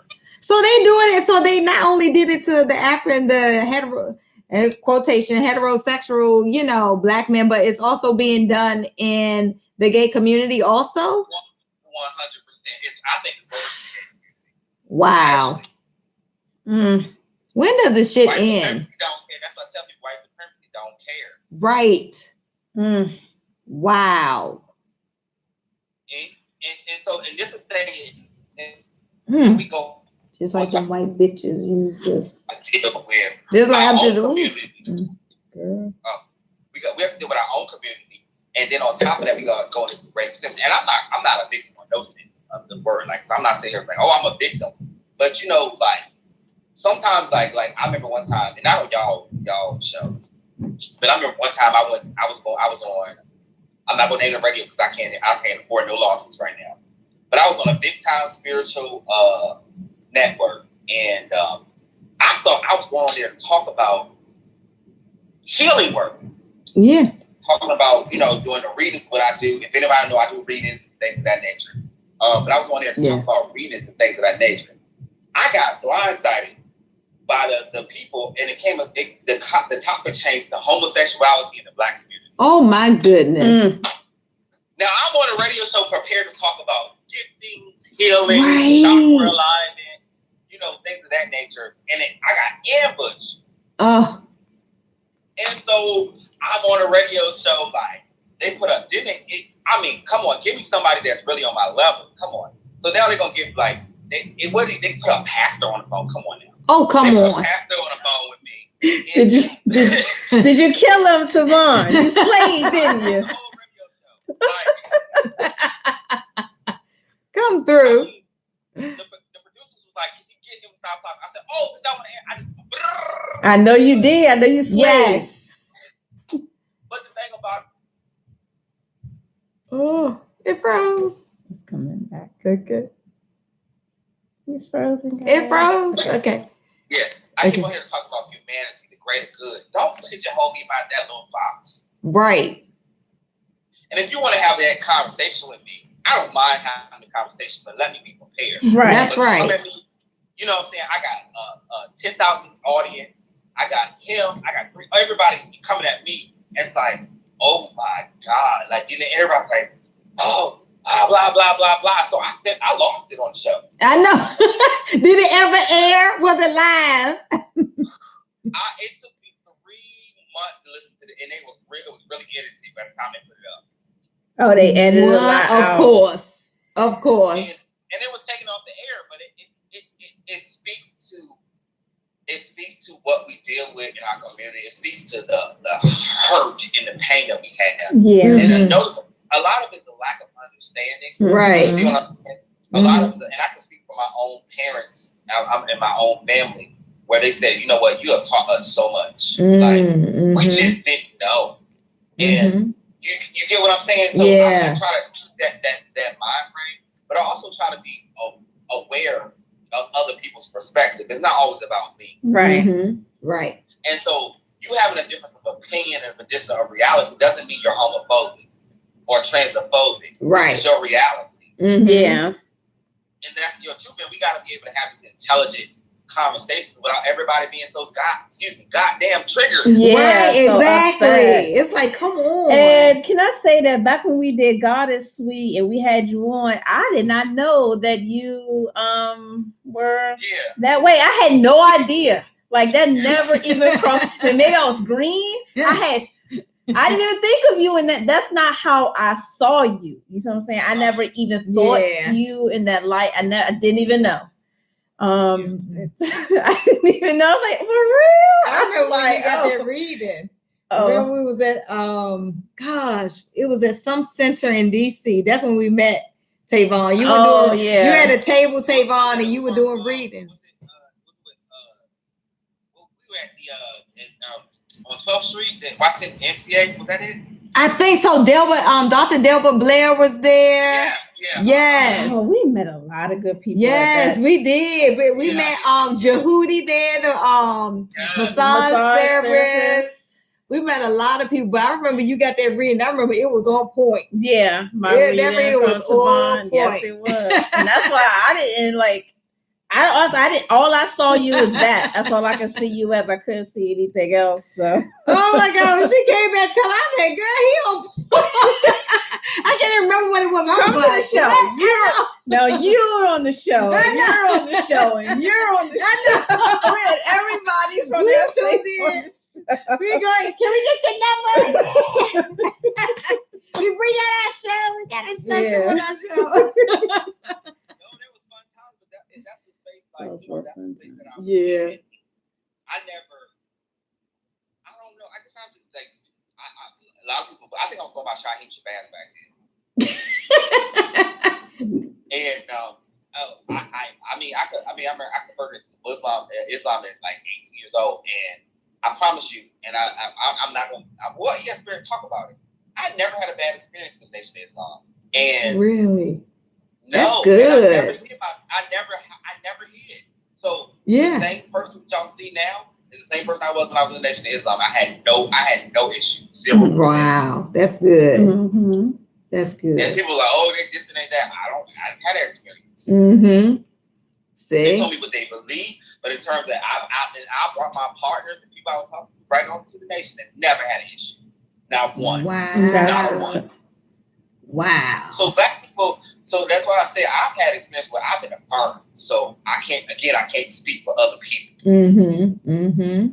I have been affirmed and I have been loved. And maybe it's because I just how I operate, but I have been affirmed. Now I've had bad experiences, but overall my experiences have been good. And I for me to get back on this, to get back on this child, I just want this child to be healthy and thriving. Right. That's right. That's my goal. Yes. To be healthy and thriving. And I just know how difficult it is when you're not like everybody else. Right. And you're navigating a black family. We have, and it's not his fault. It's not his fault. It's just how our society is. It's the layers of what we have experienced in this America. Right. I want that child to be healthy. And that's why I want adult people to leave that damn child alone. Come at the parents all you want. Yeah. Come at the parents. That's fine. Yeah. But get that child space. Right. To grow. And if you're gonna, if you're going to critique the child, make it an intelligent critique. Right. Let the parents say, or you can say, Dwayne, that's your child, but listen, y'all might need to wait for y'all consider to change your child to tell you. Yeah. Or just that and the third. That's the type of conversation. Same way with Blue. It don't have to be about a gay. I hate when people talk about Blue Ivy. Yeah. What did they say about Blue? Girl, they talk about her hair. It's like she a child. She got natural hair. Yeah. They go in. People are so mean. Yeah. Oh, her nose, her hair, it's a child. Y'all on a baby? Yeah. That show you how miserable they are. People are miserable out here. You know, you hating on a baby, and I was talking to one of my friends. I said, you know, people are not used to liberated black minds. Nope. They're not used to liberated black minds, but they are conscious of who they are, and they're fully aware of who they are, and they operate in our society. So it's like it's automatically a trigger. Right. How dare you love yourself? Yeah. Right. Yes. How dare you love How dare yourself? you honor yourself? How dare you? Yeah. Talking about ancestors? What are you talking about? Yeah. Right. Mhm. But they believe anything else that the white man tells them, but anything a black man tells them about their history, oh no, they don't know what they're talking about. And it's like, if you can, I feel like if you can read the Bible, if you can be in church for 30, 40, 50, 60 years reading the same book, then I'm going to need you to pick up a history book and educate yourself further beyond the Bible. That's my issue. I have no issue. You can have any type of belief you want, but educate yourself. Don't just Outside stay of that. stuck in one book that's been altered and over and over again. Know the origination of it. I need you to go deeper. You know what I'm saying? This surface stuff is got to end. I feel like that's why we wanted this platform, because we want people to think deeper than just what they see. It's funny you mentioned the Bible, because I had a client on Sunday, and she asked me a question. She's a church-going member, and she asked Javon, she said, well, she asked me about eternal life, and she referenced that she said that when Jesus died on the cross, he gave quote unquote eternal life. And she said, quote unquote, I'm struggling with that. I said, well, because it doesn't make sense. Right. How can somebody give me something that I already am? Right. Say it again. How can somebody give me something that I'm an eternal being already? There you go. So you can't give me a gift that I already am. Right. So I said, what you're recognizing in your consciousness is the manipulation. Yeah. Right. You can't die to give me who I already am. Right. We are living now. This is life. Yes. But we already we're internal. Yeah. Eternal. Right. This the shell goes away. The spirit is still going to live on. Yeah. So I said, you see what I said, because you've been working with me, and because your consciousness is expanding, you are identifying the chaos in that. I said, you realizing your soul's like, that doesn't make sense. So you're releasing that understanding. You can't give me something that I am. I'm already eternal. I'll always exist. I will always exist. So what your brain is trying to do is trying to rectify what it has been fed. Let's talk about it. The brain. I call the brain the hardware and the mind the software. The brain is basically, like y'all said earlier, what y'all put into your spirit. That's why you gotta watch television. Right. Yeah. My manipulation. What program yourself. Every time you turn over and see Tribulation Trump, or every time you turn on, you see this one and that one, you're programming yourself into that thought process. And so that hardware is believing that. Now your soul and your spirit knows always knows truth. Yeah, always. Yeah. It's fighting with the brain. So this is where study comes. Why you gotta study the laws of Maya. You gotta go into the Book of the Dead. You gotta read these things. Help the hardware begin to create a different reality. And so when the software and the hardware come together, you create a whole different paradigm. That's why it's so important. Like, what do you feed your spirit? Like I said, for me, like the only reason the conversation just kept coming up. I was like, oh God, I gotta have this conversation. And then boom, it popped up on you. It popped up live. And here we were. Here were the goddesses, just waiting to receive you, dear Tavon. Yes. Oh my gosh. Oh my gosh. I know. And we were just laying. It's funny because we were last minute with what we were going to discuss today. We literally when you text me, I'm like, man, I'm just like, okay, we got to talk about this. This has to be discussed. Yes. You know, it because it's been all over the place, and I think, and this y'all have any more questions? This is my final thought around it. I want people. Well, my thing, particularly around people, I want you guys just to be more loving around the conversation. Right. When I say, I'm not asking you to accept something you don't believe in. Yeah. I'm I'm not asking you to change your religious beliefs, but I want people to think this is a child. Mm-hmm. Right. A child that is, y'all, we all know how hard it is to navigate ourselves in this reality. Mm-hmm. Yeah, it is. Mm-hmm. It's Yeah. a child that is trying to understand itself. Let's be more loving in the conversation. We can Right. critique. We can say, this is what my beliefs are there, but this is a child. Don't make this child a mark.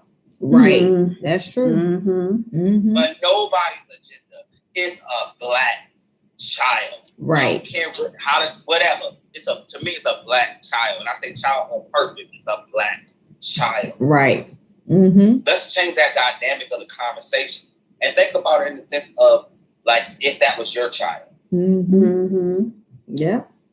If that was your child, and I had this conversation, me and my mom got an argument about it. But I was having a conversation with my mom, and we were talking about this child. I don't know the child real quick, whatever. The child, I don't know his name. And I said, remember when we had our experiences, how you react? And my mom was like, wow, you're right. And I said, remember how much pain that caused me. Mm-hmm.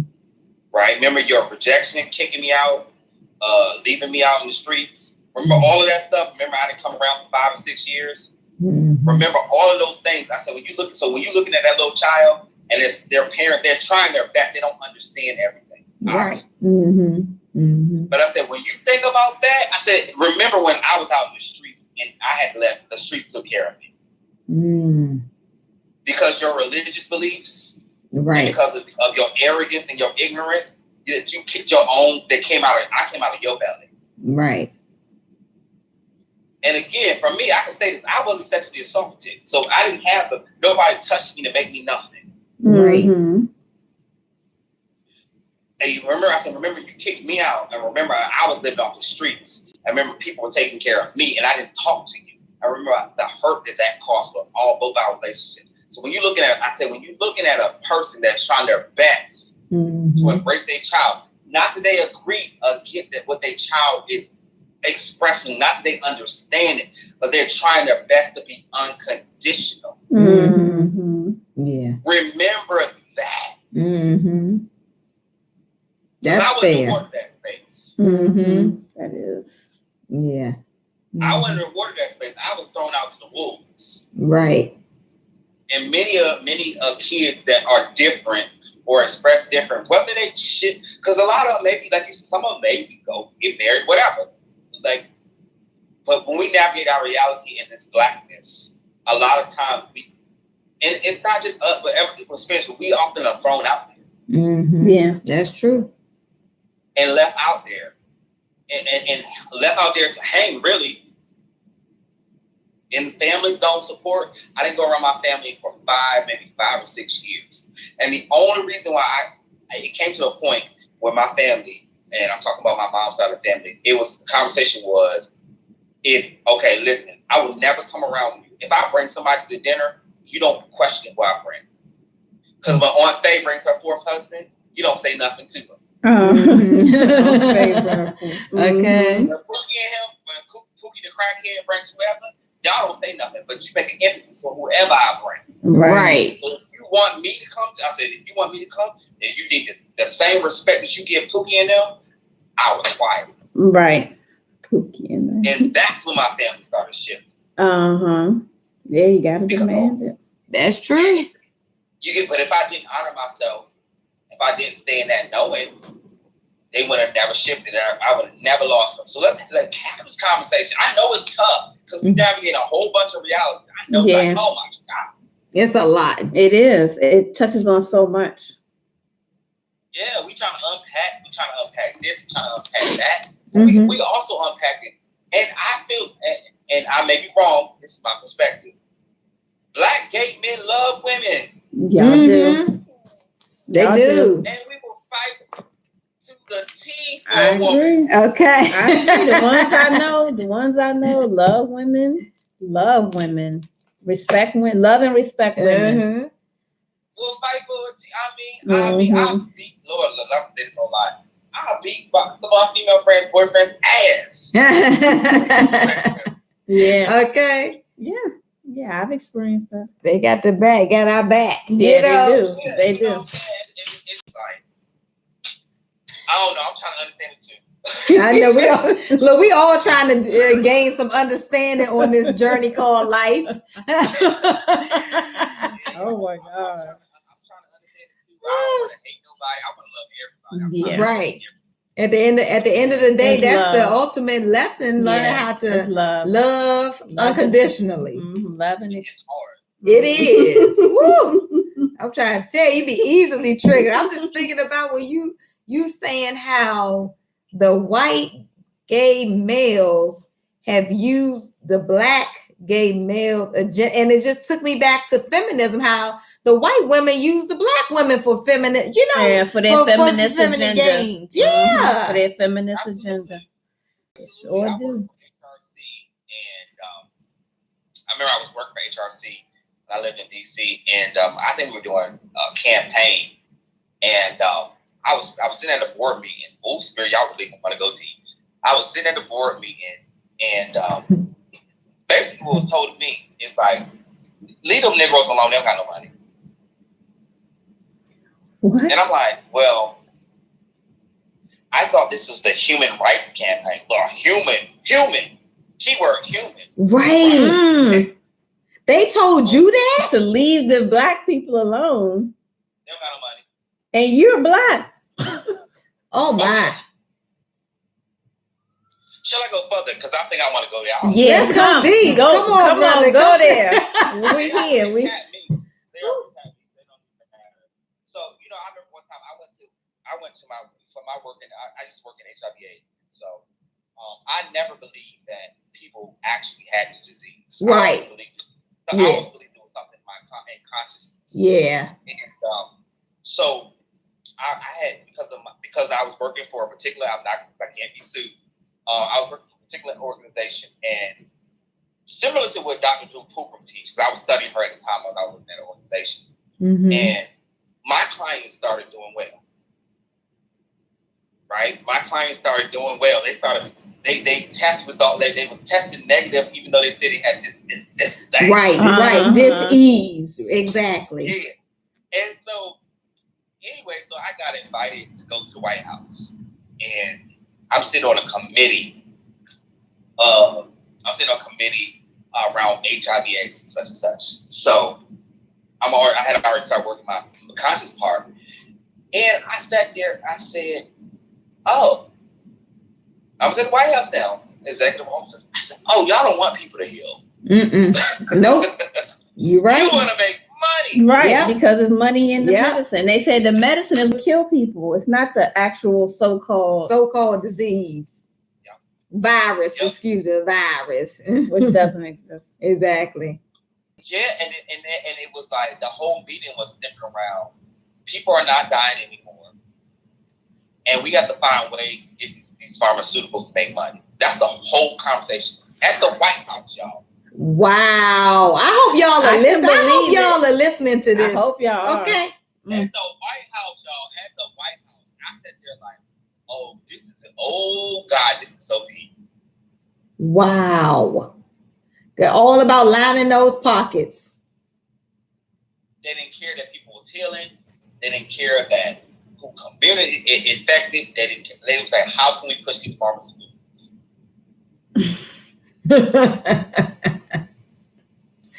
How can I push? We don't want you to heal. We want you to stay sick. Right. That's where the money is. Yep. The money is in the treatment. Not the quotation treatment. Absolutely. And that's what I was talking to a group here in Atlanta, and I was telling them, I said, some of y'all, it's a good thing y'all don't have health care. And they got mad with me. I said, because you got to get conscious now. Yep. There you go. Now you got to go back to nature. Because now you got to get conscious. Yep. Because now you can't depend on the system. Maybe you need to go get some herbs. So there you go. Train your mind. Come on now. Go back to nature, okay? You got to go. Maybe you go pick up Dr. Sadie. Thank you. Maybe you go pick up Layla Africa. Right. Maybe now you go deeper because that's what, and we think God is, oh God, I gotta go. I'm working my spirit now. We think God is punishing us, but God is trying to heal us. Mm-hmm. That's right. Yep. You want to be away from the matrix, but just want to depend on the matrix. Mm-hmm. I'm trying to get you to depend on consciousness that's already been in you. Mm. Okay. That's already in you. Already in you. Okay. I'm trying to get you to depend on the consciousness that's already in you. You already are the healer. The formula to what we need has already been in us. Okay. Yep. Jesus told y'all / Jesus. Okay. I said Jesus / Jesus already told y'all that. He tried to tell y'all that in that book. You would do greater works than I did, do. but they still don't believe it. Ye are gods. Yea, our God. Yea, our little gods. Oh my God. Y'all familiar with the ayahuasca? I don't know if I can talk about this. Yeah. Talk about it. Yeah. You in a safe space, baby. Right. I had an ayahuasca experience. Oh, you did? It rocked everything in my life fell apart. Oh my God. Did you go down to South America? But no. That's okay. You was in Okay, Virginia. gotcha. You was in Virginia. I So I already know somebody in Virginia that was doing For it years ago. real. But I had a plant experience, and I prepared 2 years for it. Okay. And because I didn't know what I was going to see, I was so scared of. Yeah. I was scared. I was like, "Oh God, what are y'all going to show me?" Right. But I'm so happy I had that experience, and I'm so happy my life fell apart because the illusions fell away. Okay. People and things, ideas that did not serve me, that I was holding on to because of pain, because of brokenness, they fell away. They fell away. And one of the things that I had experienced in my ayahuasca, a true seer a true healer always experiences a lot of rejections. Yeah. It's the nature of our gifts. And I would never forget, I give homage to him and his family. Dr. Sadie came and spoken to me through my ayahuasca. And he was giving me he was telling me how to mix compounds to heal the human body. Wow. He was showing me, take the turmeric, take this, blah, blah, blah, blah, blah, blah.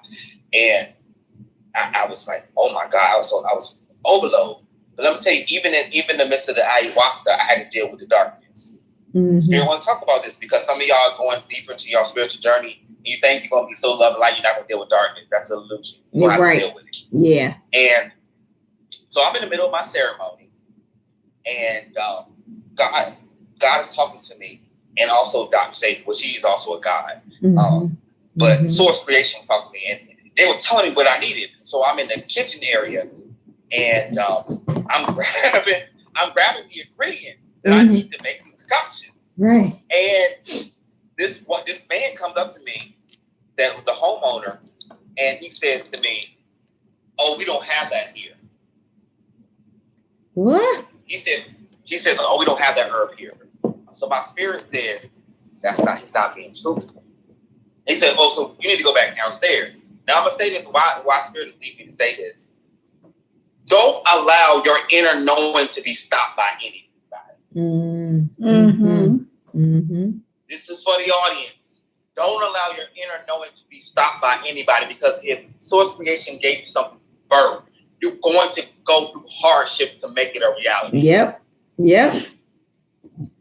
And the more you are uncommon, the more you stay in it, the more you are grounded and rooted in it, you will shift these illusions left and right. So anyway, back to the story. So this gentleman told me, "Oh, we don't have this compound here, blah, blah." He was just mouthing.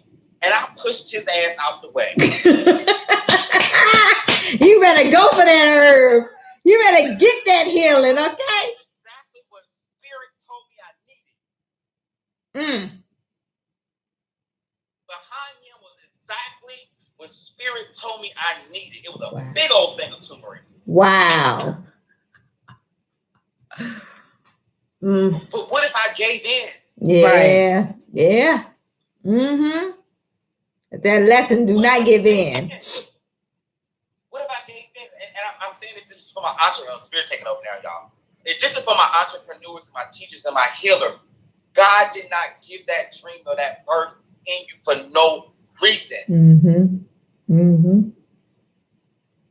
What are you willing to give for it? And it's not about struggling, it's not about sacrifice, but it's about being it, embodying it, and knowing it. Mm-hmm. We are conscious beings. Right. Everything is teaching us. We're conscious beings. We are breaking. Y'all seen the Matrix? We are breaking all this stuff that's coming up. We are breaking out of the Matrix. Yes, we are. That doesn't serve us any longer. Mm-mm. It doesn't. It doesn't. The shift is happening. It is. Absolutely, sir. These things they're doing everything. Distraction. I ain't gonna talk about those. But the distractions, all of that stuff, it's a distraction. What did God give in you? I know for me, I'm a teacher and a healer. Mm-hmm. Point blank, that's what I came to the planet to do. Right. I came to disrupt the apple cart. I came to challenge everybody's perspective, including my own. Mm-hmm. I came to shift the vibration of the planet. Mm-hmm. I know by embodying that, my path is difficult. Yeah. Mm-hmm. Mm-hmm. But I embrace it because when I go through my darkness and I come over on the other side, I will never be affected by that ever again. Right. Mm-hmm. Yeah, that's right. Mm-hmm. Embrace the shadow. Yeah. And Black people as the indigenous people on this planet. Okay. There's an extra, Spirit, how do I say this? There's an extra knowing that we have that we don't even have to work for. Yes. Yep. It's automatic. It's within. Mm-hmm. It's an automatic consciousness that we do not have to work for. That's why they try to kill us. It's in our melanin. Just embody it. Stop the seed. They want to stop everything. Yeah. They know what's in you. You keep on reproducing. You keep on making life come up. And you keep on being who you are. Mm-hmm. Oh, baby, you will change the vibration of the planet. But because we're in a new paradigm of existence, see, 2020, we are no longer in the old world. I got to speak that. Right. Didn't catch it. That was the old world is gone. It is. It is. The shift is here. No need for you even to hold on to the old world. Mm-mm. The old world no longer exists. Mm-mm. In this world, love and light rules. Yeah. That's true. Okay. That's true. And so what's happening is oh God, I have to speak it. So what's happening is the deities and the energies that have been dominating this planet and this vibration that have been hiding themselves in chaos, darkness, and destruction are being exposed on every front. Yeah. They are. They've been being exposed since last year. Yeah. Absolutely. Yeah. Like 2019. Absolutely. It's being exposed. And with creator, I call source prime creator. Prime creator is like, okay, well, I sent you to wake up at this time. I sent you to plug in at this time. Well, what are you expressing? Mm-hmm. They can't destroy you any longer. Yeah. Yeah. They can't. It's over with. It is. Mm-hmm. And just like they say, when you put your own stuff out, an example, when you put your own stuff out there, nobody can embarrass you. You know, people, we did a show on mask off, taking the mask off. Take it off, dude. No more hiding. It's done. I mean, woo. Show up. I'm about to get a reading from you. I know. I need a reading, honey, for 2020. Come on, Tamar. Got some questions for you. Yeah, I'm gonna inbox you. You best believe. We gotta get that. The fear has to go away. I can talk about myself. I had 7 charges against me. 8, maybe 8. I was unaware of them. I was unaware. Let me tell you, I was so caught up in my own bubble. Store one day, and Spirit said, keep saying to yourself, all the charges are dropped. I said, huh? I'm like, what are y'all talking about? So I show up in the courtroom. The lawyer having a hissing fit. He didn't spend a day in jail. He didn't spend a day in jail. She was going off. She was going off because the weapon was formed, but it did not prosper. Okay. Okay. Come on now. Now we're gonna take you out of church a little bit. It's all relevant. It's all relevant.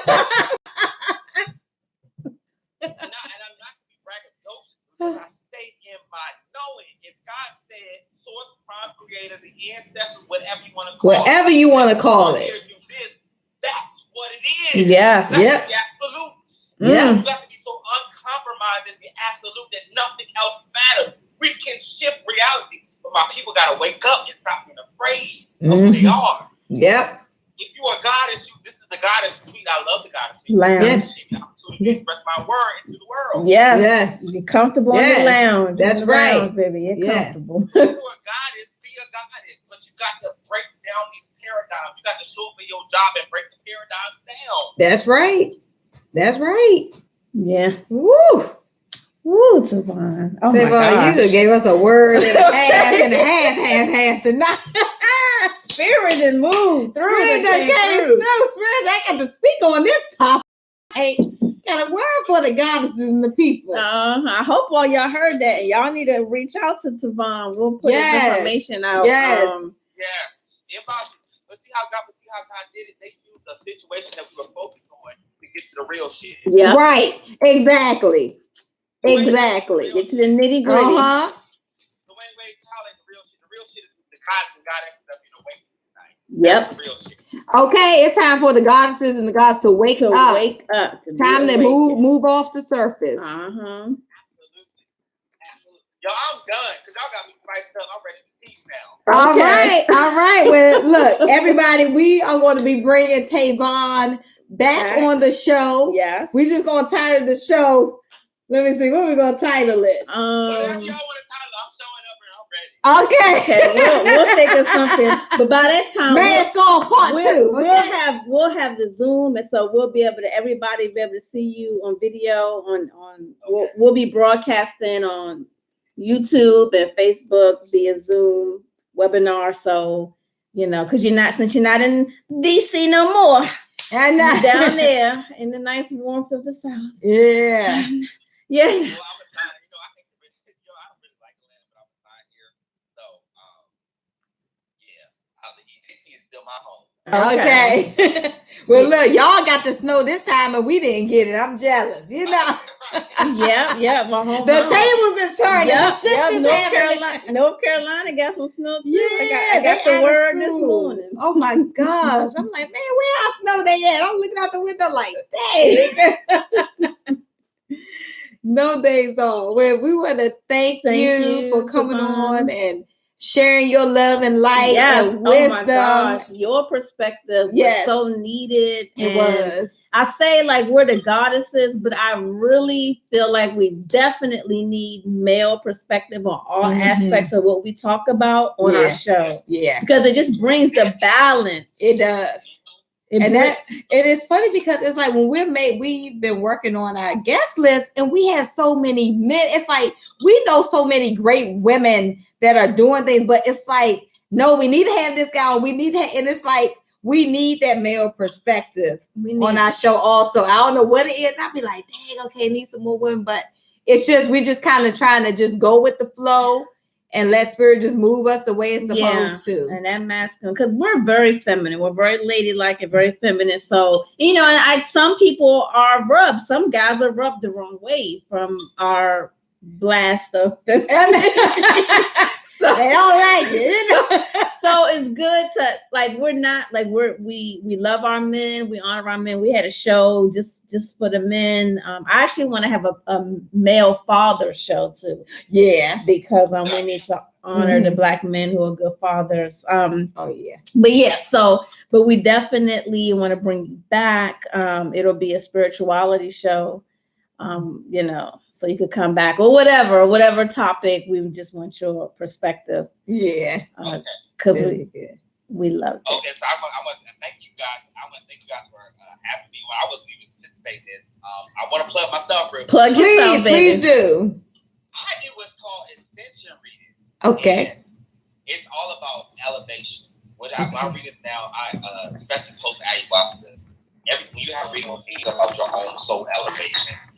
So if those are interested in soul elevation, please contact me. My Facebook. I put my Facebook up there. Yeah. I'm typing it in now. I am Love 2020. I would love to work with you. I'm very patient. And the thing about the readings that I do now is it's dedicated to each soul.